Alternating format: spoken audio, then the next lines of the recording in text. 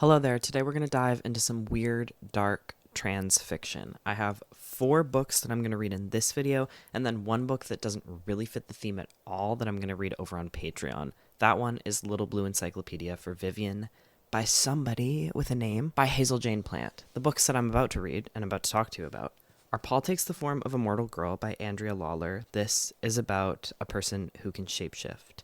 Then we have Manhunt by Gretchen Felker-Martin. This follows a couple of trans women in a post-apocalyptic situation. Then we have X by Davey Davis. This, I think, is also dystopian of some sort, maybe science fiction. I think it's kind of a mix of the first two. I don't know, I haven't read it yet. And then we have Okpsyche by Anya, Johanna, deniro, which is about a trans woman figuring out life and thinking about things in an increasingly anxiety-inducing world. So we're starting with Paul Takes the Form of a Mortal Girl, which I've already read and I'm going to talk to you about right now. This follows Paul, and he takes the form of a mortal girl. And there is not a huge amount of plot in this book, so I'm going to get into the summary, but the summary is not going to be that long or that in-depth because there's not much to talk about. So like I said, this book follows the story of a shapeshifter. He is a shapeshifter, but not in like a traditional sense. He really only shapeshifts to change his gender around, and we never really get into any detail about the shapeshifting or any reflection on it or interrogation of what it means in relation to Paul's identity. It is quite shallow in that sense, and I know that it's trying to be shallow, but if you go into this thinking, I'm really into science fiction, I really want a shapeshifter story, that's not really what you're going to get. It's not all that focused on the actual shape-shifting. It's more focused on his interpersonal relationships and how that relates to the gender he's inhabiting. So for hundreds of pages, Paul has a whole bunch of different kinds of sex with a whole bunch of different kinds of people. He goes clubbing, he parties, he attends his classes, he's like a film major, he's 22, and he goes to protests, and he hangs out in his very, very, very queer community. That's the best part of this book, is that it is so entrenched in its own queerness. I feel like books are not written nowadays that have such a strong sense of queer community, because I feel like the in-person queer community is disappearing. And this is set in the 90s, so it's a very different scene. This book takes place all over the continental United States. It starts out with Paul in the Midwest. He lives in Iowa City. Then he takes a little trip to Chicago, and in Chicago, he sees this person at a club that he finds really, really compelling, and he follows them, and he realizes that they are also a shapeshifter, because he loses sight of what he thinks is a man, and then when he catches back up, after he has transformed himself into a woman, he sees her as a woman. Everywhere Paul goes throughout this book, he will catch glimpses of this person, who for a while he calls the youth until later on he meets, but we'll get to that. Paul ends up finally telling his best friend, Jane, that he is a shapeshifter. He shows her what he can do with his body. Of course, no one has any like huge blow up, massive reactions to this, because the shapeshifting, like I've said, is not really the important part of this book. Jane very quickly accepts him, and she takes him to the Michigan Women's Music Festival. And I have quite a significant issue with this. The Michigan Women's Music Festival, if you don't know, was a music festival that very famously and openly excluded trans women. It is a whole lesbian shenanigan, and they didn't want trans women whatsoever. I think they fully kicked trans women out. I want to say there was like a beating that happened. I'm not 100% sure on the entire history of it. I was born in 2000. It was far before my time, but I think it is well known to be transphobic. I mean, I recently read Nevada, and Nevada mentions it as transphobic, and I'm currently in the middle of Manhunt, which also mentions the Michigan Women's Festival as transphobic. I think that this book romanticized this music festival, and it did not ever meaningfully engage with the transphobia of it, like, at all. And I feel like that was hugely missing and hard to read and kind of irritating. But anyways, this festival is important because this is where Paul falls in love with a woman, Diane, and he experiences his first lesbian relationship. He is existing fully as a woman for a week here, which is longer than he's ever done it. Typically, he'll just change his body, kind of suiting his moods, and often driven, almost entirely driven, by his sexual desires in the moment. He'll go out clubbing as a woman, or he'll go out clubbing as an androgynous person. This, he's like really deciding to be a woman for a full week and be a woman with Diane. And Paul has a love with Diane like no love he's ever experienced. They maintain correspondence once they both go back. I think Diane lives in Massachusetts and he goes back to Iowa City. And then one day Paul is working at the bar as Paul and Diane shows up there. Surprise. And she recognizes him but sees him as a man. And of course it freaks her out. They kind of get into a fight about it because Diane accuses him of lying, but they end up making up, and it ends up being okay between the two of them. This is largely because Diane decides that Paul must be, his core must be female because he always smells like a female, whether or not he's in a male body, and that is good enough for her. Paul ends up going and visiting Diane over winter break in Massachusetts, and they fall in even deeper into love. Paul stays in his woman body for like 3 months or something like that, and he has some internal conflict about it, but this book doesn't ever have any like explorations really of Paul's identity. Just a little bit, a little bit, but nothing too in depth. There is merit to that. I'll get into it a little bit more, but I'm not really missing much when I'm not explaining to you what Paul thinks about being in a woman's body, because that is not a huge part of this book. Most of this book is just really mundane and dull. Paul has only planned to come and stay with Diane for a couple of weeks, but he ends up fully moving in with her and creating a life in Provincetown, in Massachusetts. At one point, Diane kind of asks questions about the whole shape-shifting thing. She asks him if he has the ability to turn into a different person while they're in a cafe, and they go into the bathroom and he tries. It's clear that Paul has not actually thought about this very much, thought about any of the shape-shifting thing really at all. Diane says, why don't you turn into the woman at the counter that you were just giving the eyes to, a woman named Elena? And he tries, but he can't really do it. Diane ends up breaking up with him because she's worried that he will one day not want to be a girl anymore, that he can't stay in this body, can't make the choice to fully commit himself to this body, and she wants a girlfriend and she doesn't know where that will leave them. So he moves out of Massachusetts and he lives in San Francisco, and he kind of joins the gay scene in the 90s in San Francisco. I think there are meant to be some stakes here where Paul doesn't have any money and he doesn't have a job and he doesn't have a place to stay, and we're slowly watching his funds trickle down into nothing. But it does end up okay. He gets a job at a bookshop. He finds a roommate who he loves, is like an older gay man, and he's fine. Though he does almost immediately regret introducing himself to his roommate and to the people at the bookshop as Paul. He wishes that he was in his woman form as Polly. This whole time, he's grieving the loss of this relationship with Diane. Every time he wants to tell someone about something, it's always Diane that he thinks of. He's heartbroken over this. One day, he sees 2 women walking down the street, and it's Diane and Elaine, the woman that was at the cafe that she told him to try to turn into. It destroys him. I mean, so juicy, so messy, of course. The end of the book is him kind of starting to recover from this breakup. He meets this kid who he's been following around, the youth, who is also a shapeshifter, who's Robin. I think the book very cleverly manages to never use any gendered pronouns to refer to Robin, not even they, them.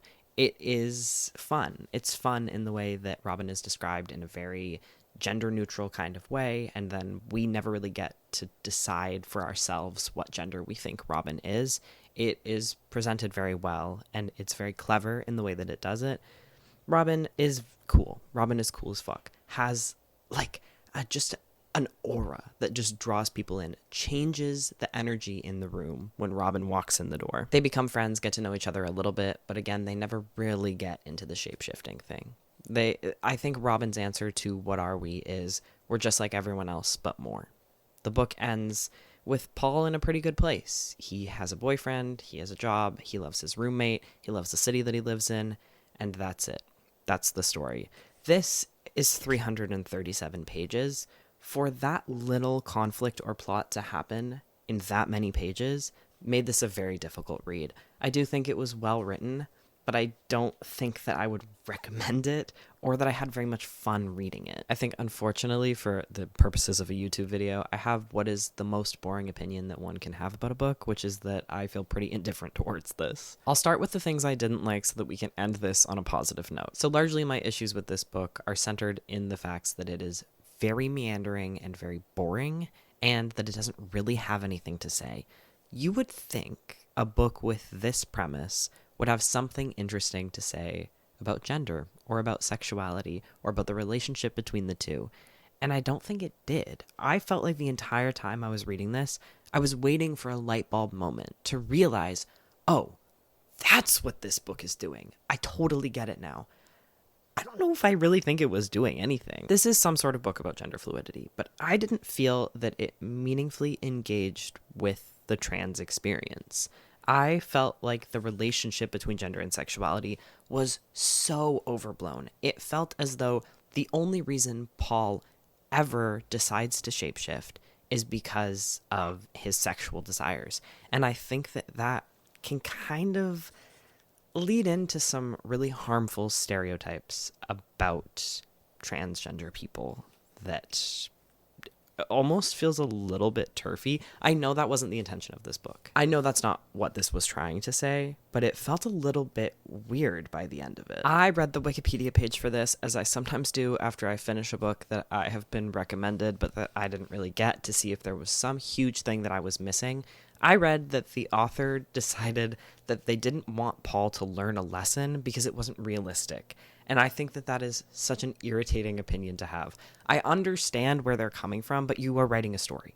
There has to be a story. I don't feel that I can handle 337 pages of character focus, plotless writing, if there is no character arc whatsoever. And there wasn't in this book. And I think that it failed because of that. But it didn't entirely fail. There were some things that I really liked about this. One thing I loved is that every once in a while, it's not too overused, this is spliced with little fables, little tiny stories. And I think that they served a purpose that made sense to me. I think that they were fun allegories for what was happening in Paul's life, and I really enjoyed reading them. I think that almost the book is worth reading and feels clever because of those fables. They couldn't quite make up for the lack of depth in the rest of the story, but just about. Maybe if it was 100 pages shorter, it would have worked. I thought the sense of place in all of these various settings was really strong. I liked how deeply entrenched in culture this book was, in music, in clothing, in appearances, and in the gay scene of each and every city that Paul lives in. I also liked how deeply, intricately connected he was to his community of other queers. Everyone he knows is queer, and I think that that was fun. And I was very interested in the characters. I liked Paul. I found him charming, if sometimes very frustrating, and I liked the people that he was surrounded with, and that kept me reading this book. The characterization was done well. I just needed some sort of arc, please, or some more conflict. Though on Paul's lack of character arc, I will say that I think that there was something really cool about this refusal to clarify Paul's identity, of allowing him to exist in this liminal space and then also exist in these spaces that aligned with binary views of gender. I think that was both fun and in some ways revolutionary, and I think that it was saying something by not putting a label on Paul, by not fitting him into a box. I think that is kind of the point of the whole book. I'll also say that I like how incredibly provocative this cover and title is. I mean, first of all, just the blurbs. Tight, deep, hot, and then on the back, smut. Cherry picking words from people's blurbs is awesome, and I love that. I like the title, Paul Takes the Form of a Mortal Girl. I love how provocative it is. I love how it implies that Paul is his state of being because of takes the form, and that he is just trying something out. I think that it could easily make someone think that this book is kind of leading into transphobic ideas, which in some ways it is, but not in this way. I think this is fun. I think this does a fun job of making you interested in what it's saying and also a bit wary of it. At the end of the day, this was just lacking in a lot of different ways. I think that it was boring, but it wasn't the most boring thing I've ever read. I am pretty glad to be finished with it because by the end of it, it was a slog. I was like 20 pages from the end thinking, do I even care to finish this book? I never DNF books. And 20 pages from the end, you should be locked in. It should be the only thing you can think about is finishing this book. And no, because like there's nothing interesting set up for the end because there's no plot and there's no conflict. There's no call to action. Literally nothing happens. Because this book bored me so intensely, I am moving on to a much faster paced book.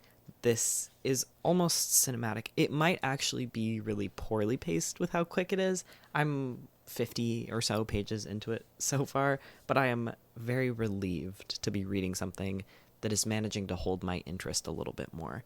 I will update you when I'm somewhere within Manhunt, probably the end of it.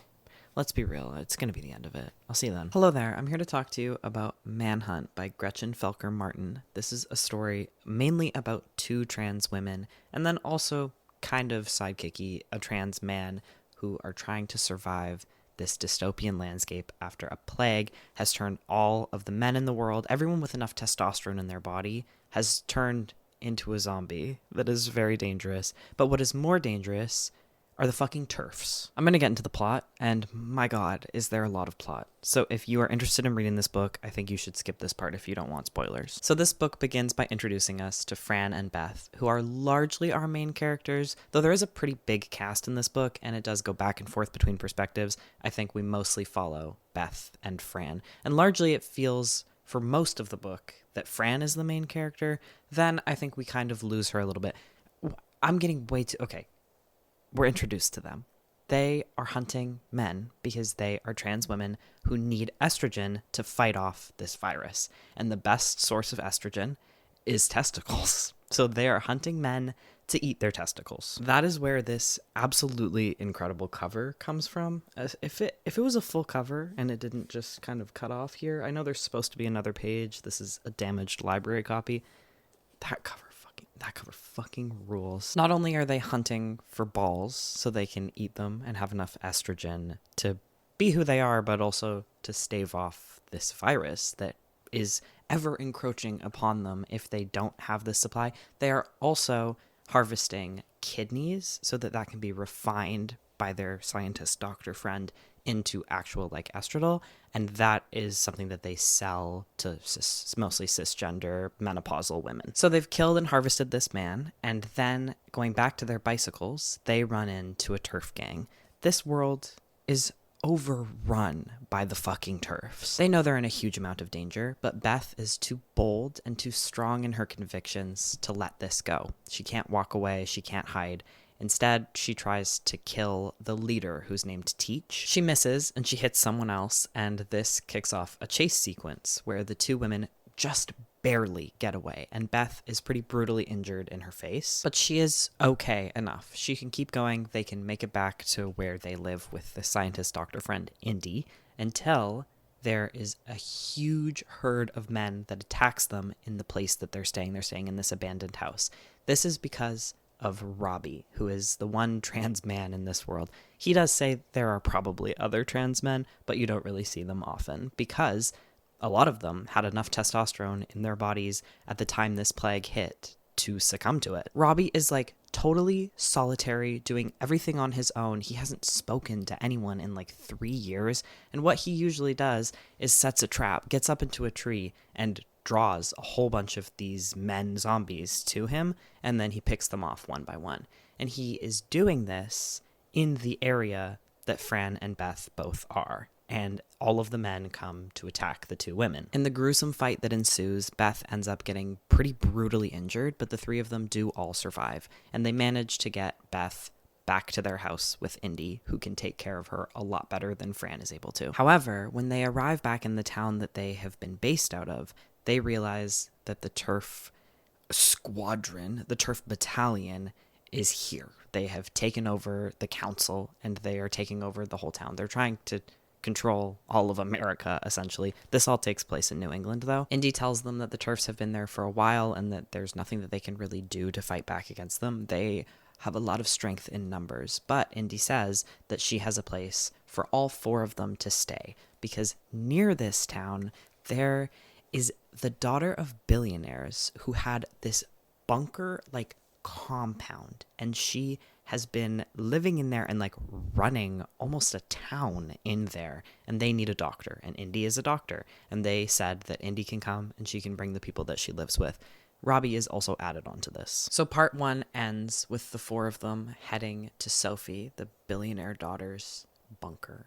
Part 2 begins from the perspective of one of the TERFs, and she is having sex with this non-binary sex worker. This sex worker has been part of basically like large-scale chemical castrating that happened to everyone who was pre-puberty when the pandemic hit. This TERF, Ramona, is a chaser, and this is a huge point of shame and humiliation for her, and it also, she knows, would make everyone around her, all of the TERFs around her, see her as like a degenerate. It's also important to note that this TERF was part of the smaller group that ran into Beth and Fran in the very first scene, and this one specifically, her name's Ramona, she's the one that shot Beth. She chased them more relentlessly than anyone else in her group. She's pulled out of her little self-loathing fueled rendezvous with Feather, the sex worker that she has clearly gone to see many times and developed a relationship with, to meet with her boss, who commends her for her work chasing down the two women in the beginning and moves her up in rank. Then we go back to our 4 lead characters, Indy, Robbie, Beth, and Fran, who are being introduced into this compound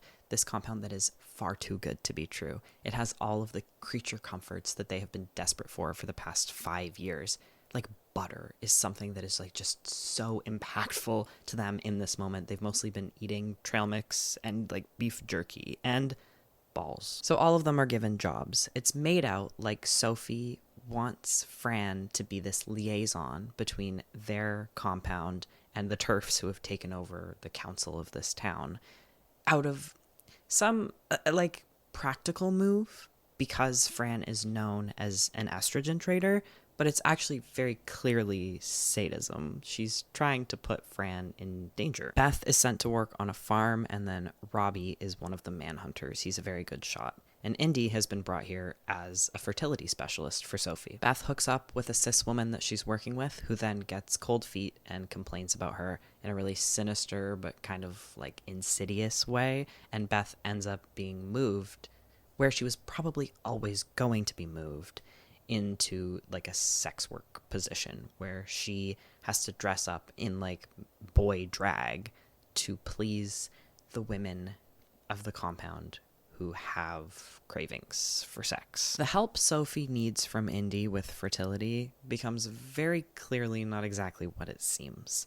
She takes Indy down into a basement where she is keeping an infected man caged in there, and she tells Indy that she wants some help isolating a female embryo to see if this man is able to sire a female baby. Indy realizes the extent of the experiments that have already happened when all of a sudden, like 20 of the poor, marginalized women who live outside the compound in the camps are brought into the clinic because they are all giving birth. They were all forcibly impregnated by this man in an effort to find out if he is able to give Sophie a female embryo.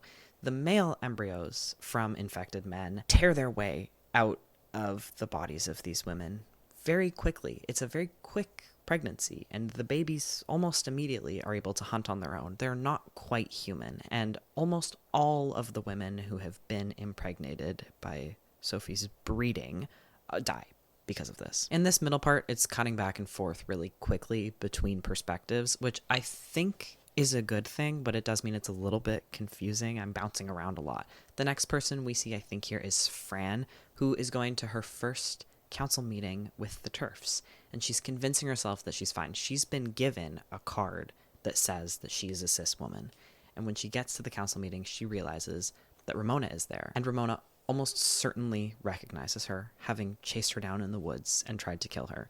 But it does end up fine. She just kind of tries not to engage, tries not to make eye contact, and Ramona doesn't say anything. When she gets back to the bunker, Sophie kind of like takes her in. It makes her feel special because this is the powerhouse. She's the rich woman. She's in control of everything. She's also like 20 years old, and they have sex, and then Sophie offers to bring in a doctor to give Fran bottom surgery. And this, of course, totally indebts Fran to Sophie. She now really, truly has the needs of the bunker at heart when she goes to these council meetings, and she's fighting for the trading that they're doing. She wants a vagina, and that is so difficult for her to see past.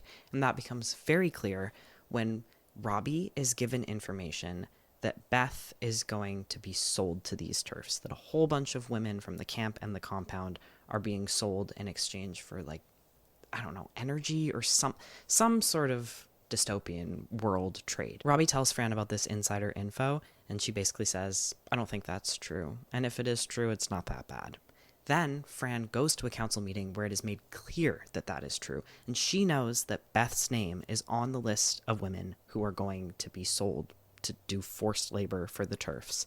And all she can think about is the fact that if this trade goes through, Sophie will like her more, and she will be more assured of her chance to have bottom surgery. And she completely gives up her entire community, her entire support system, everything for a seat at the cis table. There's then a sequence that I think is one of the cornier ones in the book, where each person individually, except Fran, realizes that they're in danger and that there's a cost to the comfortable life that they're living in this bunker and that they need to escape.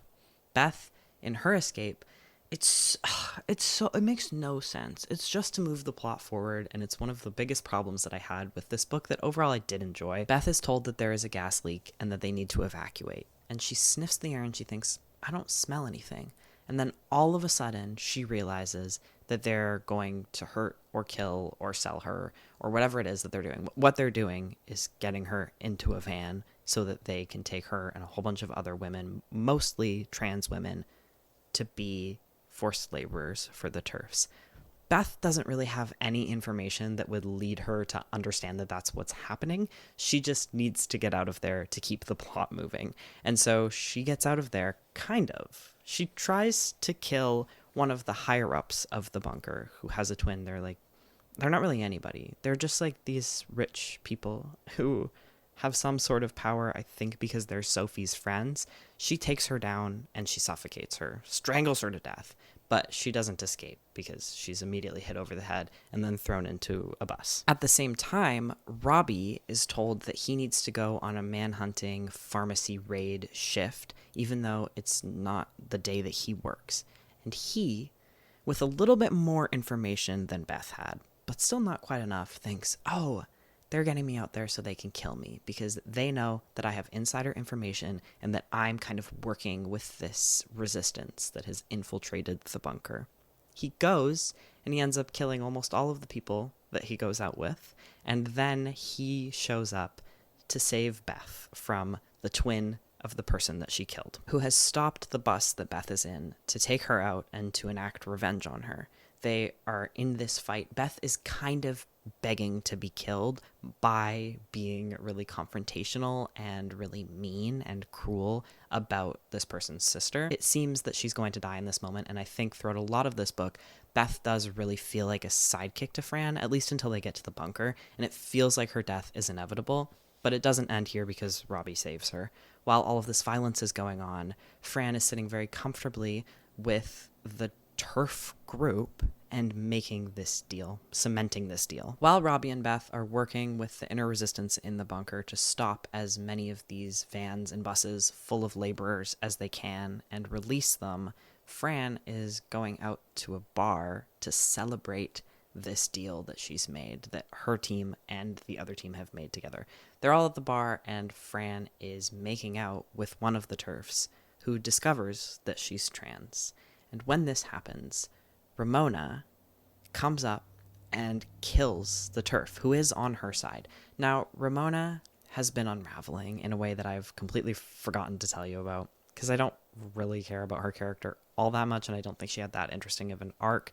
She had watched as this sex worker, Feather, who she had developed a connection to, a connection that did involve a lot of dehumanization, but a connection nonetheless. She had watched Feather being caught and killed by these TERFs who hunt anyone that they don't like, essentially, but mainly trans women. Part of Ramona's unraveling has also come from hiding this thing that she feels a lot of shame about and that she knows she would be ostracized for, and because they do all know about this relationship that she had with Feather, and it is mentioned in a way where they say, no one thinks any lesser of you. Women have their desires, but stop doing that. Mostly this unraveling has been violence enacted upon trans women, her doing these raids and trying to prove herself as someone that can do this job, and also letting out her anger.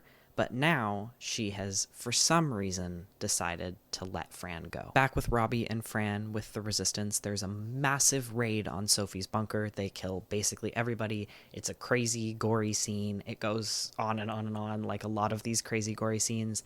They get away with a whole bunch of resources, and they go upstate. They do pick up Fran. They go upstate to this fort that the Resistance has been staying at. It's now basically this Resistance group versus the TERFs, specifically Ramona and her little squad. Ramona has been moved up in the ranks yet again, feels like she has to prove herself even more so, and has been assigned the task of dealing with this Resistance. Fran kind of brings Ramona on as an insider in a way that doesn't really matter. They are having sex. Ramona is struggling with it. She's a chaser. It is very much rooted in her own self-loathing, and also Fran having sex with her is maybe rooted in her own self-loathing as well. It isn't that significant. Essentially, the end of this book is a fight between a whole bunch of TERFs who have come upstate and trailed thousands of these men zombies behind them, and this Resistance. It's a very formulaic fight scene. It's very gory. It starts out and it's like, we're ready to take them. And then the TERFs show up and they realize, wow, we are outnumbered and out-resourced. We are woefully underprepared for this. There's no possible shot we could ever win this fight. And then, though they lose a lot of people, of course, the good guys win the fight.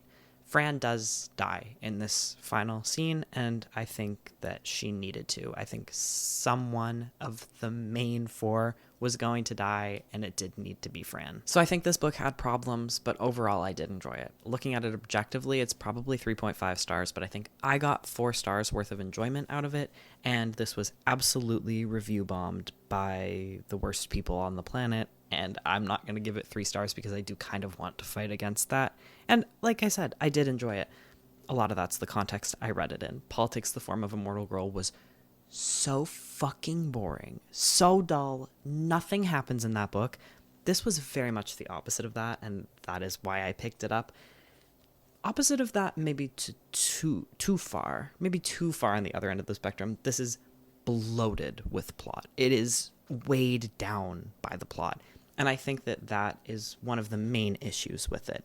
I forgot to even mention to you that Robbie and Fran are in a relationship, or that Indy and Beth are in a relationship later on in the book, because it isn't significant. And I think the book is trying to make it seem like it's significant. It's trying to make me care about the interpersonal dynamics between all of these people, but there is too much plot for me to even remember that they were dating. It would all of a sudden be like, oh yeah, Robbie and Beth, no, that's not even who's dating. It would be like Robbie and Fran are fighting about something. And I'm like, oh, or Robbie and Fran get into bed together. Oh yeah, they're together. No impact on the story, no emotional depth, so no impact on me. It just really didn't matter, the conflicts between the people here, and I think that it could have been a lot stronger if that had mattered. I do think, however, that right when you feel like you have been so bombarded with the plot that you cannot take it anymore, it does a good job of slowing itself down a little bit by splitting everybody up and then bouncing back and forth between them. I think that that keeps you compelled, but also shows you a little bit more of the minutia and stops the very repetitive nature of the first part of this book. However, on the whole, it is weighed down enough by the extreme plot heaviness of it that it does kind of make you lose the important and very interesting messages and metaphors that this book is absolutely riddled with. I mean, you can't tell me that this is not a fantastic premise for a book that is so overt but also clever at the same time. And I think it would have felt more clever if it had let me think about what it was saying a little bit more without like basically bashing my brains in with the amount of plot that happens. It felt like there wasn't all that much skill in maintaining tension, so it was just like, okay, a whole bunch of freaky shit is going to happen. The stakes are always going to be incredibly high. We're never going to get a moment of breath, and that's how I'll keep this tense. And I don't think that really worked, though it is kind of the genre in a lot of ways. And speaking of genre, that kind of gets me to my other main issue with this book, and that is that it is incredibly formulaic, which makes it feel a little bit YA. I think I will always feel that dystopian novels are YA because that is what I was reading when I was the age of a young adult reader. But I think there is more to it than just my experience with the genre that makes it feel like that. It just follows such a rigid structure, such a tired structure, and it has these characters that are the heroes that will always escape. Maybe one of them will die, but they're on the right side of history, and because of that, they have like divine protection that will keep them as heroes, as the people who always make it out of really terrible situations. It felt like I was reading fucking Divergent some of the time. Is that a problem necessarily? No, but I do think there are ways to make it feel a little bit less like a 2012 YA book. And that is interesting because it is so graphic. This book is so gory. It is so explicitly sexual, and yet that was the only really mature thing about it. I think that the explicit sexuality and the explicit sex in this book is a large reason why there are people out there who don't like it, who aren't just TERFs trying to review bomb it. I think that there are reviews that I've read where it is clear that people, say that they are part of or support the queer community, but obviously have opinions about trans women that they have not worked through or acknowledged. And I think those opinions largely with this book are that trans women should be absolutely sexless. I think that's kind of an expectation that people specifically in the queer community, but of course also outside of it, have of trans women, and I think it's disgusting and reprehensible, and that you should reflect on that. This book obviously does a really great job of showcasing the incoherence of TERF ideology, which I think is really fun. I think that this is just an awesome premise, and the way that it so heavy-handedly, but also not ever in a way that makes you roll your eyes, shows you how dumb TERFs are, and how what they think makes no sense. Like, it's showing you this world where the men in the world have turned into actual literal monsters who only want the destruction of these women. And they're like, you know what? You know who's the enemy? It's the 10 trans women who live in this town.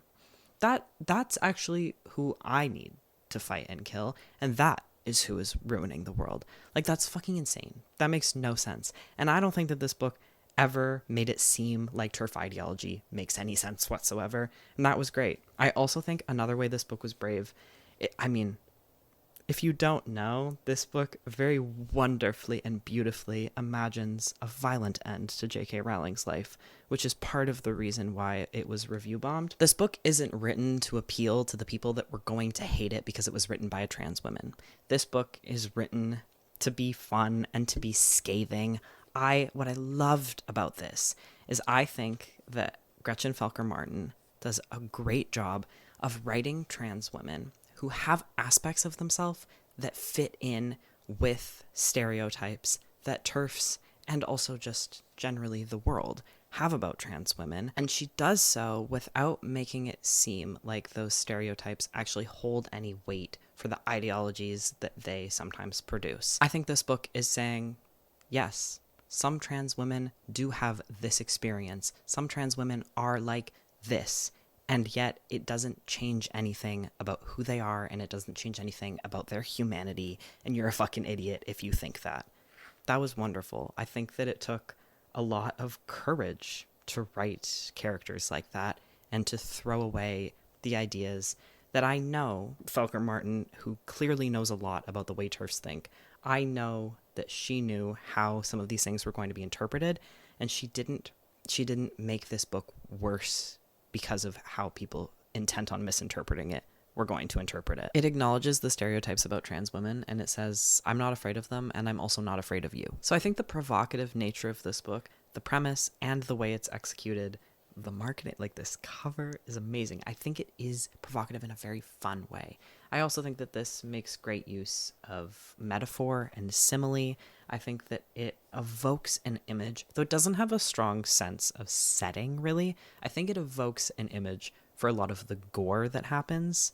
Great. I think it is written very well, just not structurally awesome. Structurally, it feels maybe a little bit juvenile. I do think there were some really interesting character explorations in here. I just wish that it had got into quite a bit more depth with them. I liked Fran's arc. I loved this exploration, which I think you could do this for any marginalized group. Like, I think there are people that exist who will betray everything for a seat at the oppressor's table. And I liked seeing how that was done with Fran. This book would have been fantastic, even with this very predictable structure, if it had gotten more in depth with the characters and lost a little bit of the plot. I did actually really care about these people, and I wanted the book to allow me to care even more. At the end of the day, this is fun, and it's clever, and it's funny, and it is just a pretty good execution of an amazing premise. And I think the premise absolutely carries it through things that aren't all that great about it. So I don't really know anything about X by Davey Davis, except the fact that I think it is also explicitly sexual and also dystopian. And I'm a little bit burnt out of that. So instead, the next book I'm going to read is Okpsyche, which, as far as I know, is completely different. I think I'm just bouncing back and forth between like the lit fic and the dystopian in this video. So I will update you when I'm done with this. See you later. Hello, I'm here to talk to you about Okpsyche, a book that no matter how much I try, I cannot come up with a short way to sum it up for you. I also can't come up with a long way to sum it up for you. I'm going to try my best. All I can say is, nope, I have nothing. I have no way of putting this into like a short little quip so you can know whether or not you want to skip the spoiler section.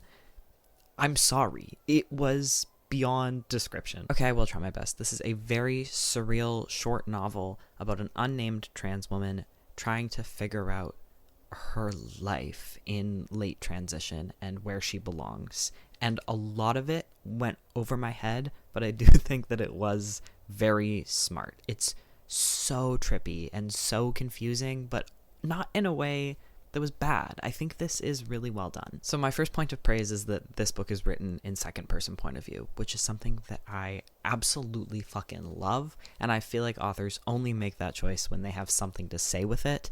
And I think that she did have something to say with this, and it was great. She's really putting you into the shoes of this woman, who we don't ever get a name for. I think I might have already said that.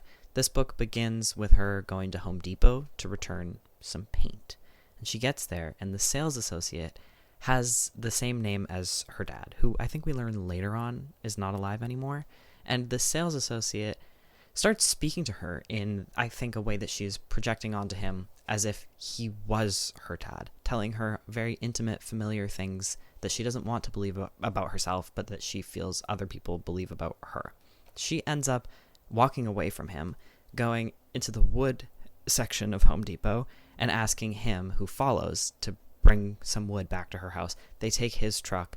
It's so unclear. Through the whole book, it's so unclear who actually exists and what is actually happening. They take his truck back to her apartment, where they build a camera obscura, which is like one of those pinhole cameras. Like, you know, all the light comes in through the little pin and then it projects an upside down image. She has received the blueprints for this through a dream and then in the mail after the dream. And she's using this camera obscura to see her son, who has been kind of taken away from her. She divorced her wife when she came out, and then her wife moved with her son what is first said to be 1 state away, but then is described as 3 states away, and she doesn't really see her kid ever. He's 11 now, and he has a lot of complex and not awesome feelings about his mom's transition. After quite a bit of not what I would call necessarily meandering, but nothing happening, just kind of being in her head as she thinks about who she is and existing in the world and all of these things, and also like kind of interspersed with a little bit of mythology. There's also a John Keats poem in here that does make sense. At after a bit of this, she goes to the bar with her friend Kearney, who, again, may or may not exist. And at this bar, she meets the person who sent her these blueprints to build this camera thing. And this person is kind of an angel. She meets them in the back room, which is not the room she remembers it being in this bar. It's now like a Viking long hall with like a huge fireplace and like choppy wooden tables, and she has a meeting with this person, Oriole, and Oriole gives her a coin that says their name on it and says, if you need, in a case of emergency, use this coin. That is important for later on, because later on, after a lot more just being in the interior of her mind, a lot of it being about dating and dating as a trans woman, she spends this coin so that she can have a meeting with Oriole and ask for a boyfriend. And Oriole says, like, get a fucking grip. You want a boyfriend? Like, people are dying, Kim. But Oriole does say, okay, fine, you can have a boyfriend. We'll send him to you. There's some assembly required. And a couple days later, a boyfriend appears in a suitcase. He's like not quite all the way blown up. It's not a blow up doll. It sort of reminds me, oh my God, am I actually going to reference Black Mirror yet again in 2025? She gets this boyfriend and she just kind of like keeps him under the bed. She's not really in the headspace to actually assemble him. Then a little bit later, she gets a call from her ex-wife who says, we're going to be in your city. Would you like to see your son, Adam? And of course she does. Adam is a lot of what she thinks about. She's had like a couple of phone calls with Adam over this book, and they have always kind of been a little bit devastating. Adam harbors a lot of feelings, and also the narrator doesn't have a support system. But we also do know about her through being in her head that she has changed so much, not just in terms of like transitioning over the past 4 years, in terms of like growing as a person. And she is really excited to see him and to like meet him where he's at and be what he needs her to be. But before he gets on his flight to her, she gets a call about her mother, and her mother is dying. Her sickness has really escalated. So she has to travel back to her hometown for the first time as a woman to say goodbye to her dying mom. Adam ends up meeting her here, and she has a nice moment sort of with both of them. It's not like everything comes around at the end with her mom. Like, she's still dead naming her, but she does say, you needed more than what we gave you. You needed more support than what you got, and I'm sorry. And then Adam, at the very end of the book, she sees him in the lobby of the hotel, and he comes to her and hugs her. And it's like sweet and a little bit hopeful, and it seems like her life is going to move forward in a positive way, in the way that she clearly needs it to. Now, what I am missing in relaying these very clear plot points to you is the rest of the novel, which is so surreal and so absurd, so strange. I just can't really describe it to you. There are so many things that you don't know whether, like, is it angels or is she just genuinely losing her mind? How much can we trust her perception of things? Are we in an almost like post-apocalyptic world in some ways? Her hometown is described as having a huge chasm through it because they were so desperate for jobs that California outsourced earthquake activity. Like, it's so weird and so enjoyable to read. Even through some confusion, I think this book does it well because it trusts you to understand what's happening or to perceive it in the way you're going to perceive it. It doesn't think that you're stupid. It references things that it's talked about without over-explaining it to you. It allows itself to be absurd and not be afraid of driving its reader away for it. I liked the exploration of this protagonist's character. I really like that it's told in second person, and it like forces you to inhabit her life and be inside her head and also be her in public spaces. I think that this reckoning with the cleaving of herself in the past and who she is now, and seeing them as two very different people, was so interesting. And there is kind of a joining together at the end while still understanding the distinctness of a transition, of pre and post transition, whatever the fuck that means. I enjoyed the later in life transition parenthood narrative. I also enjoyed the way that it showcases this protagonist's growth to us. I think that it does have an interesting exploration of like what dating is like at this point in her life, though I will say that I don't think it was all that deep or unique of an exploration of like being trans in public spaces. I mean, there's nothing wrong with that. I think because the rest of it had a lot of depth, I was expecting a little bit more breadth of commentary there, and it felt very basic to me, which again isn't an issue. Of course, there is a universality somewhat to that experience. I think it just contrasted with the rest of the book. The main thing that was a huge distracting contrast in this book is that it's pretty poorly proofread. And I think that really took me out of it because it is doing a lot of things very deliberately. It's doing a lot of confusing things very deliberately. And that meant that every time there was a little mistake, I felt like I was thinking about it way more than I typically would, thinking about whether or not it was on purpose. And of course it wasn't. A lot of them weren't. There are some sentences that are just kind of nonsensical because of a grammar mistake that I think might have been deliberate.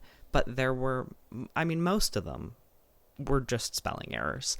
And I didn't love that, and I found it a little bit distracting. This is a very short book, and there were a lot of errors in it. I think if you're really intelligent, and if you're really into like experimental kind of books, that you would love this. I think it was thoughtful, it was insightful, it was also readable through the confusion, and it was doing a lot of really clever things, some of which I grasped and I thought were great, some of which kind of lost me. I think the stronger part of this book is the first half, but overall it's definitely worth reading and kind of underrated. The last book I'm going to be reading for this video is X by Davey Davis, and I will get back to you when I'm done with that. I'll see you later. Hello, today I'm here, hopefully in focus this time, to talk to you about X by Davey Davis. This is a story set in the queer BDSM scene in a not too distant from here dystopian New York, and it follows our lead character Lee, who is trying to hunt down a femdom that they had a life-changing experience with. This is certainly not for everyone, but I thought it was great. So if you don't want to hear spoilers, skip this next part. So this begins with the narrator meeting up with a kind of distant acquaintance to try to hunt down X, which is someone from the beginning we know that they don't seem to have a very strong relationship with. They don't really seem to know her all that well. We learn throughout little glimpses into the night that they met, the one night that they have spent together, that they had a sexual experience together, and that it was the first time that Lee, the protagonist, was topped, was submissive. They had this experience and they never saw each other again, and Lee became obsessed. This was really something for them to grab onto, and it was also something that had a lot of stakes because X was rumored to be exporting. In this book, there is this process that's happening through the government where it's kind of like forced disappearances, deportations that are made to seem voluntary. People often, like almost entirely marginalized people, will frequently get these letters in the mail asking them to export, to go somewhere else. Typically when they export, no one ever hears from them again. And it's rumored that X is going to be exporting within like a month. So there's a very tight timeline for Lee to find her again. And Lee is looking for her by going from acquaintance to acquaintance in this kind of insular, horrifically dramatic and messy queer community that they're kind of on the outside of right now because they've recently had a really bad breakup with their ex-girlfriend Petra. They were in a toxic relationship. It's clear when you get to know Lee that the toxicity was mostly coming from them. Lee is someone who is selfish and cruel and very, very, very quick to irritation and anger that result in these violent fantasies that they have that aren't even sexual. Even though Lee is absolutely a sadist, someone will bump into them on the street and they'll start thinking about bashing this person's face in, and it's not in a sexually gratifying way. It's just because violence is so woven into Lee's life. And that is partly because of the world that they're living in and like the state violence that kind of is the background of this story. But a lot of it is also just who Lee is as a person. We get a lot of information about Lee's past and their memories because this book jumps around a lot. We get a lot of memories of Lee's relationship with Petra. We get a lot of memories of Lee's other sexual experiences in their life, a lot of the violence that they have enacted or that they have fantasized about. We know about their relationship with their single mother, who was an alcoholic. We know a little bit about this mysterious illness that they had as a child, and we also get little tiny bits about their gender experience, though this book is not really explicitly about Lee's gender, which I actually liked. I think this did that very well. It had a lead character who had transitioned without making it the entire story. And there's no problem, of course, with that being an entire story, but sometimes it's fun to read a book where it's almost treated as nothing, even though it does impact their life and how people perceive them and how people react to them. It isn't the entire thing, you know? So these memories are really setting this dark tone of the novel and establishing the setting, which feels very realistic and also very dark. And these memories are establishing the character, who again feels very, very dark, and just darker the more you get to know them, and more unreliable as well. So we're bouncing around and we're learning about their past and who they are as a person, and we are going back to the present where they are on this absolutely desperate hunt to find X. At one point, they almost make it to her. They have gone through so many different acquaintances. It's honestly like mostly just a lot of really messy queer drama, but it feels very important. When you really think about it, it doesn't feel all that high stakes, but while you're reading it, it really does feel very tense and very significant, everything that's happening. Finally, they get to a club, and just kind of coincidentally, they almost meet up with X again. They have been hunting her down. Like, every person they see, they think is X. And then there's this scene, they're there with a friend who has recently had a breakup with another friend, the first person that they saw in the book. It doesn't really matter. Those two people see each other, and there's this huge fight, and Lee gets kicked out of this club before they can see X. And they end up waiting outside the club. They do a loop. They say, this is the only entrance and the only exit. X will have to come out at some point. But before she can, they fall asleep, and they wake up, and they're just like fucking kicking themselves for this. Not too long later, their roommate messages them and says, we need to talk. They have been staying with this roommate, Camille, ever since the breakup with Petra. Everyone has kind of shunned Lee since this breakup, except Camille, who has welcomed them in. But they're like 3 months behind on rent. There's a lot of issues with their job in here, though it's not really a central focus, and they're pretty sure that Camille is going to ask them to leave. They go to a bar, and they get drunk, and they meet someone there, and they have another violent sexual experience with them in the bathroom, and they see that this person has been marked with an X, and they manage to get X's address from them. Then they go and meet with their roommate, a little bit drunk and a little bit stoned, and their roommate is not kicking them out because of money. Their roommate is confronting them about what happened with Petra, which is not something that we've been privy to, but has been commented on by people. People have said, you're hanging out with Lee after what happened to Petra. We don't actually ever get to know exactly what happened. We know that Petra did something after Lee left. This is implied to be either an attempt on her own life, or she might have exported, which is basically just disappearing, probably dying. No one really knows. The book ends with Lee going to the address where X is supposed to live, seeing someone outside and thinking that it's her, and then realizing that it isn't. They are obviously in a state. They look in their bag at some of the stuff that they had packed up from Camille's house, and they find a piece of mail that they had never opened that was from the government agency in charge of exporting, and they know that this is a notice for them to export. So it might sound a little bit unsatisfying that this whole book is about the desperate hunt for X and Lee never ends up finding her, but it's not, because I think you know through the whole book that they're not going to find each other, that nothing would come from them meeting up again. Lee really has no business with X. There's nothing meaningful that they could say to each other or do to each other. It just wouldn't be anything. It wouldn't be satisfying for them to meet. And you can feel that throughout the book. So while it might feel a little bit anticlimactic, it isn't. I think this book was written really intelligently with solidly good writing, and I think it had a lot to say that it said without holding your hand or babying you. There's a lot of commentary in here that it allows you to make sense of, and it's not afraid to portray things in a way, particularly to portray BDSM in a way that people who are already looking to hate BDSM would perceive as bad. This does not take the responsibility of modeling safe BDSM relationships. Lee is not supposed to be a good character or a good person, and there is not safe, consensual, healthy sex practiced in this book.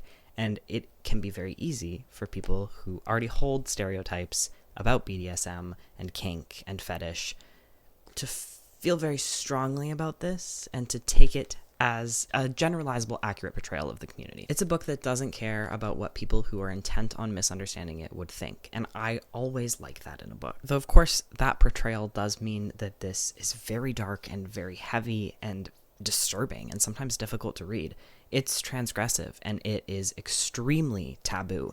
There are some parts of this book, the most taboo things that happen in this book are not really lingered on in the way other things are, which somehow makes it feel worse. Though it does manage to show a really dark and disturbing side of this culture without making it seem like it's an indictment of it or that the book thinks that BDSM is bad. It walks a very fine line, but it does it really well. And on that, I found there to be a really interesting exploration of Lee as this violent, cruel sadist who has been turned submissive by X, and that submission also being to life. At the end of the book, like, Lee is no longer who they are at the beginning or who they are in their memories.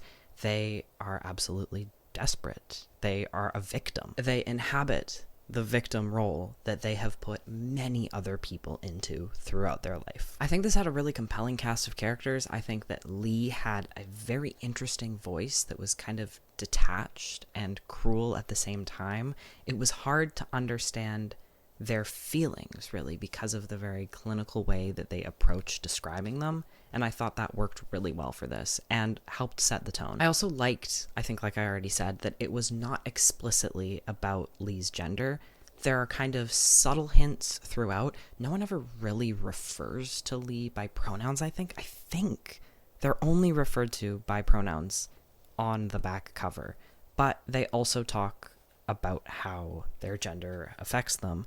I liked that in this book. I think typically I want like a little bit more focus just so it feels kind of more true to life. Like, gender is something that affects people greatly, but after reading 3 books that were heavily focused on gender, this was kind of a nice little break from that. I want to be so clear that I am not condemning books that don't have that subtlety. It just worked in this specific book. When I really sit here and think about what this book is about, I can't believe it, because it genuinely is just like messy, ridiculous queer drama, but kind of because of the setting, but really mainly because of the writing, it feels so tense. There's so much anxiety in this book through the desperation and through the violence and the voice and just the way it's written. I don't know. The narrative feels way more compelling than it actually is, and it feels way more high stakes than it actually is.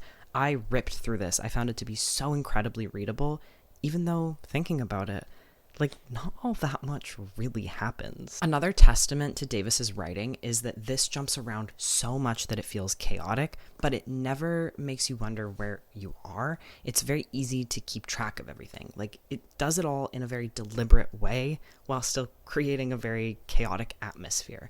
It's just throwing you around in time and space, and you almost always, I would say always, know exactly where you are and what is happening without it being over-explained, and that is so skilled, and this book feels like a really skilled piece of work. It definitely does have a kind of exhaustingly depressing nihilism and doomerism within it. I don't know if I would necessarily want to, like, hang out with Davey Davis, but I do think that they wrote a fantastic book, a book that is intelligent, that has really interesting commentary, that has fucking teeth. It's sharp. It's biting. It is just solidly good writing.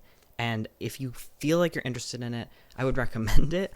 I would also be careful because, like I said, this is absolutely not for everyone.